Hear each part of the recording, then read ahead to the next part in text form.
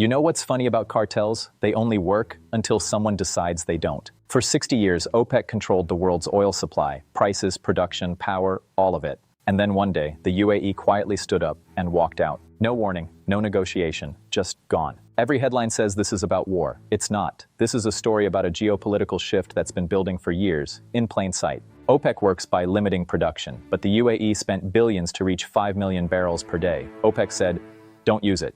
That's tens of billions in lost revenue every year. At some point, that stops being strategy and starts being a trap. If oil demand is going to peak, the only winning move is to pump as much as possible before it does, not later, now. That's the 5 million barrel bet. And you can't make that bet inside a cartel that limits your output. There's a deeper tension. Saudi Arabia and the UAE aren't really aligned anymore. Different priorities, different futures.